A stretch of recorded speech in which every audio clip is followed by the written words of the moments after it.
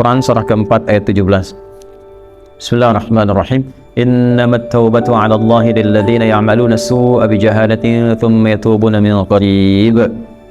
Faulaika yatubullahu 'alaihim wa kana Allahu 'aliman hakima. Kalau taubat mau benar itu, pertama ketika menyadari ada perbuatan salah, seketika bertobat. Saya ulang ya. Ketika menyadari ada perbuatan salah, seketika apa?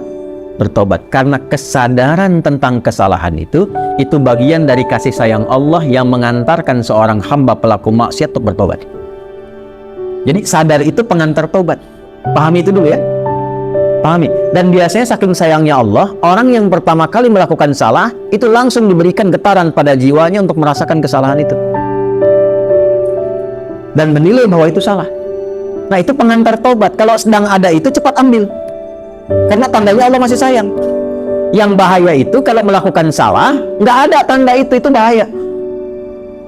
Tapi berdasar perjalanan waktu, kasih Allah itu masih ada. Keadilan Allah menjadikan sebelum dia wafat, ya sebelum nyawanya sampai di kerongkongan, akan ada selalu hidayah Allah itu sampai. Itu pertanda kedua. Ini pertama dalam diri kita, kedua dari luar. Tiba-tiba dengar ceramah misalnya tentang taubat, kok bisa Anda dengar itu? Nah, itu pertanda kedua. Kalau mendengar yang demikian, cepat ambil. Ya, itu rumusnya Quran surah 29 ayat ke-68. Walladzina jahadu fina lanahdiyannahum subulana. Orang yang cepat mengambil petunjuk dari kami, cepat dia ambil, kami bimbing dia menuju jalan-jalan kebaikan kami. Itu ya.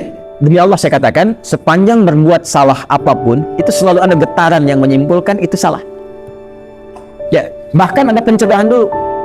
Nggak percaya begini ya, nggak percaya. Keluar dari sini pulang, nanti coba aja deh, pakai sendal orang lain. Tapi jangan diteruskan, coba aja. Ya, jangan dipotong video saya.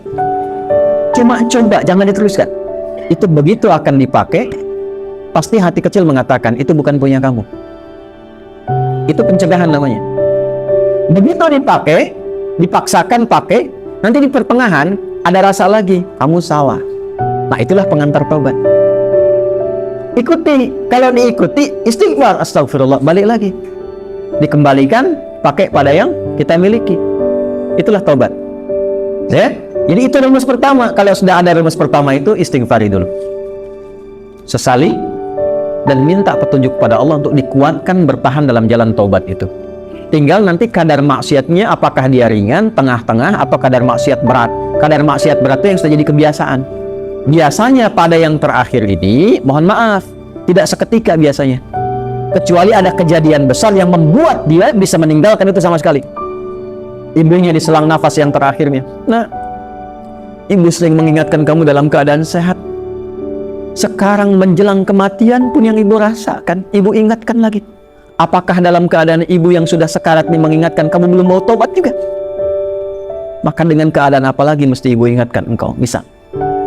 Atau ibunya sudah meninggal, mengeluarkan wasiat, tulisan. Ya, diantaranya menasehati anaknya yang tidak pernah mau dengar untuk mendengar. Biasanya itu lebih kuat. Makanya disebut wasiat, pesan yang kuat, yang terasa lebih kuat dibandingkan dengan saat masih dalam keadaan sehat. Karena itu disebut dengan apa?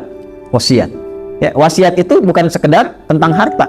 Ada wasiat terkait dengan kebaikan-kebaikan ibadah. Contoh Quran surah ke-2 ayat berapa? 133. Wasiat Nabi, ya, siapa? Yaqub alaihi salam kepada anak-anaknya. Ya. Saya teruskan. Maka teman-teman sekalian, Bapak dan Ibu sekalian, kembali kepada pertanyaan yang telah disampaikan ini. Kalau Anda kebiasaannya yang berat, misal sudah tobat, dilakukan lagi, tapi biasanya kalau sudah tobat kadarnya lebih ringan, maka rumusnya apa? Tobat lagi, terus tobat lagi, terus tobat lagi, sampai berusaha kita maksimal hilang kebiasaan itu, atau wafat kita dalam keadaan sedang berusaha tobat atau sedang tobat. Maka itu punya nilai di hadapan Allah Subhanahu wa Ta'ala. Yang terakhir, ini yang lebih kuat, rasakan saat akan terdorong berbuat maksiat itu lagi seketika diwafatkan oleh Allah Subhanahu wa Ta'ala. Itu yang paling kuat.